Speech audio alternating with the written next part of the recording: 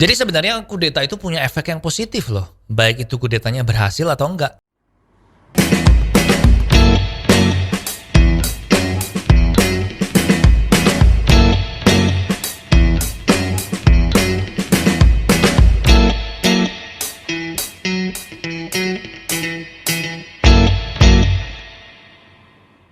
Oh hi, welcome di Off The Record Podcast dari Popo on the Radio. I'm the host, Popo Kusen. Dan kita semua tahu ya kalau sejak tanggal 1 Februari kemarin itu terjadi kudeta di Myanmar.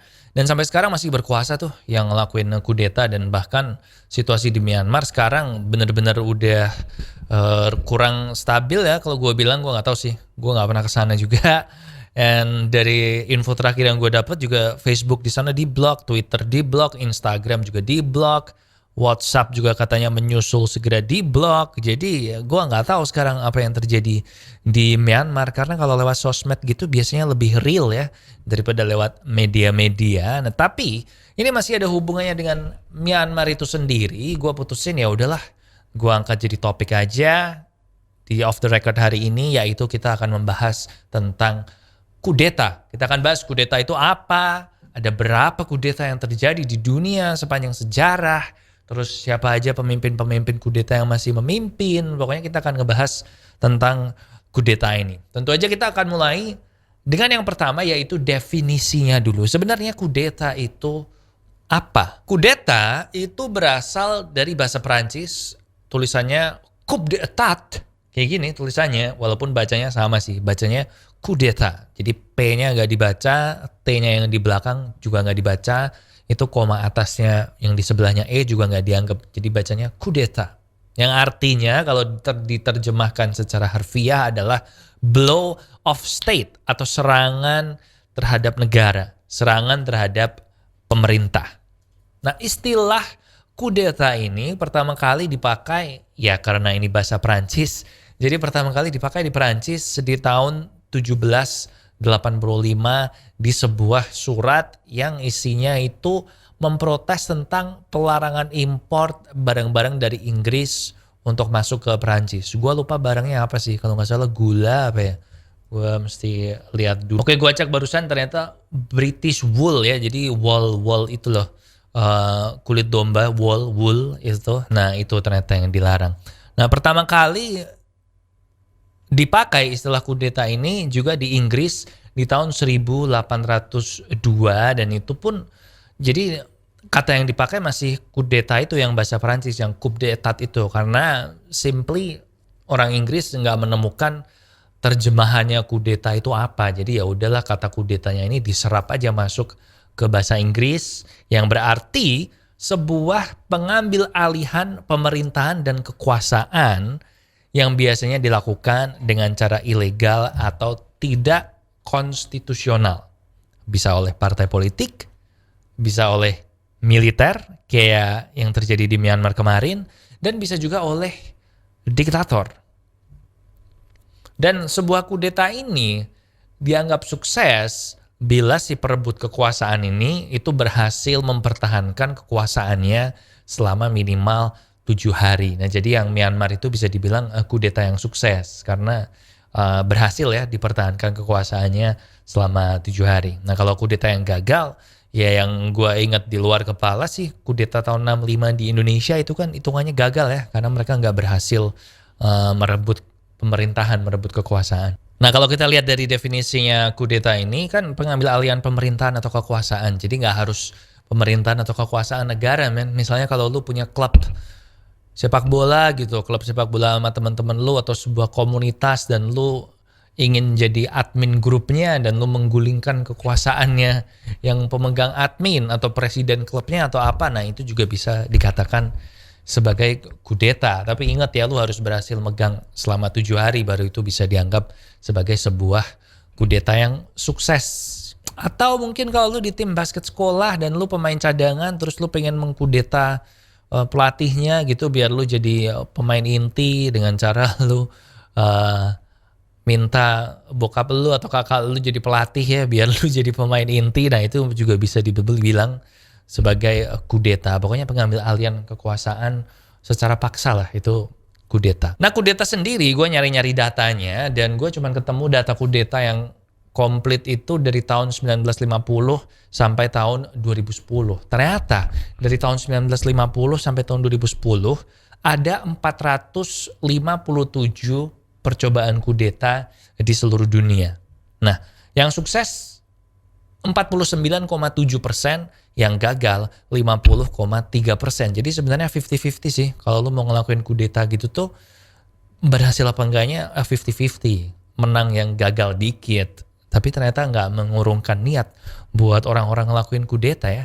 Nah, dari 457 kudeta itu paling banyak ternyata di benua Afrika dengan 36,5%, benua Amerika di 31,9%, Timur Tengah 15,8%, dan di Asia 13,1%. Dan yang paling dikit ternyata ada di Eropa dengan 2,6% aja. Ironis ya, padahal kan sebenarnya kata kudeta itu diambil dari bahasa Perancis kan.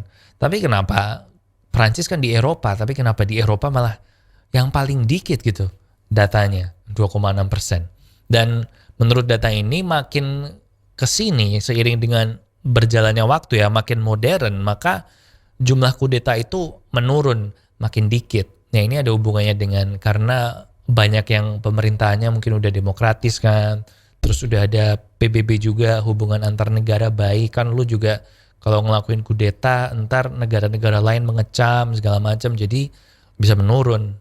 Tapi walaupun udah menurun, kalau gue cek di Wikipedia ya, di 10 tahun terakhir aja dari tahun 2010 sampai tahun 2011 lah sampai tahun 2021 ini, ternyata ada 7 pemimpin negara yang saat ini masih berkuasa yang berasal dari kudeta loh. Yang pertama tahun 2013 di Mesir, tanggal 3 Juli 2013, Presiden Mesir waktu itu Mohamed Morsi dikudeta oleh Abdul Fattah el-Sisi, dan sampai sekarang Presiden Mesirnya masih sama, masih si Abdul Fattah el-Sisi ini. Terus di 2014, Perdana Menteri di Thailand yaitu Yingluck Shinawatra. Kalau lu pernah familiar sama nama Shinawatra, dia ini ada hubungannya sama Thaksin Shinawatra, pemiliknya Manchester City ya, sebelum dimiliki oleh Etihad. Nah, si Yingluck Shinawatra ini dikudeta oleh Prayut Chan-o-cha yang sampai sekarang masih menjadi Perdana Menteri di Thailand. 2014-2015 ada kudeta di Yaman. Presidennya waktu itu Abdrabuh Mansur Hadi dikudeta oleh Muhammad Ali Al-Houthi, dan dia sekarang menjabat sebagai Presiden of the Revolutionary Committee atau presiden dari Komite Revolusi. Kemudian 2017 di Zimbabwe, negara di Afrika, itu ada kudeta juga. Presidennya waktu itu Robert Mugabe dikudeta dan oleh Emerson, gue gak tahu bacanya gimana nih, Mnangagwa, dan sampai sekarang si Emerson ini masih jadi presidennya Zimbabwe. 2019 di Sudan, Afrika juga ini, Sudan ada kudeta juga, yaitu Omar al-Bashir dikudeta oleh Abdul Fattah al-Burhan, dan dia sekarang menjabatannya sebagai pemimpin Sovereignty Council of Sudan. Jadi kayak pemimpin Dewan Pemerintahan Sudan gitu. Terus 2020 di Mali, ini di Afrika juga, Ibrahim Boubacar Keita dikudeta oleh Assimi Goïta, dan dia sekarang menjadi Ketua Komite Nasional untuk Penyelamatan Masyarakat Mali. Jadi I'm guessing sekarang mereka situasinya masih terombang-ambing ya. Dan yang terakhir 1 Februari 2021 kudeta di Myanmar, pemimpinnya yang sebelumnya Aung San Suu Kyi dikudeta oleh Min Aung Hlaing yang sekarang menjabat sebagai Chairman of the State Administrative Council atau ketua dari Dewan Kansler. Aduh, gue gak ngerti lah, pokoknya pemimpin negara administrasi gitu kayaknya. Soalnya ini juga belum jelas ya mau dibawa kemana negara Myanmarnya itu. Jadi barusan ada 7 negara yang pemimpinnya berasal dari kudeta. Nah, 7 negara ini yang Afrika dari 7 itu ada 1, 2, ada 4. Jadi emang bener ya Afrika paling banyak, tapi Amerika gak ada nih. Terus di Thailand, Asia 1, Timur Tengah, Thailandnya ada, Asianya ada 2, Thailand dan Myanmar. Kemudian di Timur Tengahnya ada 1, yaitu si Yaman. So ya sesuai statistik emang bener ya Afrika yang paling banyak. Cuman ini yang Amerika nggak ada men. Amerika ganti-gantian terus ya kudetanya, jadi nggak ada yang masih berkuasa sampai sekarang. So itu tadi sedikit sejarah dari kudeta, tapi ini yang tadi gua taruh di depan ya. Ternyata efek kudeta ini kalau kita lihat dari data tahun 1950 sampai sekarang itu ada sisi positifnya juga loh, nggak melulu kudeta itu buruk. Jadi bagi sebuah negara terjadinya sebuah kudeta, terlepas dari kudetanya itu berhasil apa enggak, ternyata juga memberikan dampak positif, walaupun dampak negatifnya juga banyak. Tapi ini gue mau bahas yang positif aja biar endingnya bagus ya. Jadi dari riset tersebut ternyata sebagian besar kudeta, baik berhasil atau gagal, itu bisa mendorong sebuah negara yang tadinya bukan negara demokratis menjadi negara demokrasi. Karena misalnya nih, kalau kudetanya berhasil, maka pihak yang melakukan kudeta itu memang langsung mendemokrasikan negaranya kan, biar lebih teratur dan biar nggak ada lagi rezim yang kayak dulu lagi yang membuat negaranya jadi dipimpin secara otoriter. Nah sebaliknya, kalau gagal, maka pemerintah yang berkuasa itu juga akan terdorong untuk mereformasi sistem pemerintahan negaranya biar nggak ada terjadi kudeta lagi. Nah ini terutama di terakhir-terakhir sih ya, karena kan like I said tadi di depan, kalau lu tiap kali ada kudeta itu juga akan menimbulkan kecaman dari negara-negara lain di dunia. Ya nanti kita lihat aja ya situasi di Myanmar ini gimana. Soalnya dari yang gue baca-baca sih emang di Myanmar ini kebalikannya ya. Yang ngelakuin kudeta itu bukan pengen mendemokrasikan sebuah negara, tapi mereka ingin mengembalikan sebuah negara yang tadinya demokrasi kembali menjadi negara yang nggak demokrasi atau otoriter. Jadi yang penting semoga cepat berakhir aja lah situasi di Myanmar ini yang nggak menentu kayak gini.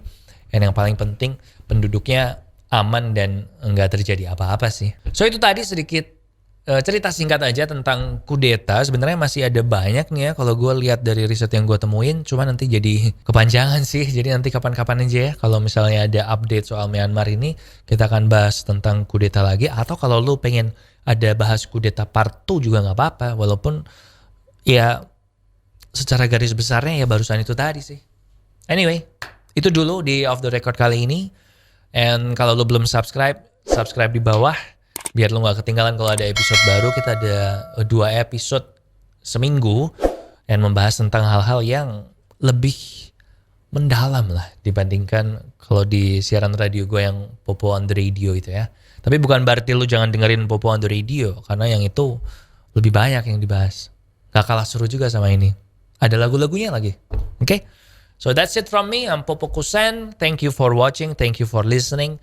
And I'll see you when I see ya.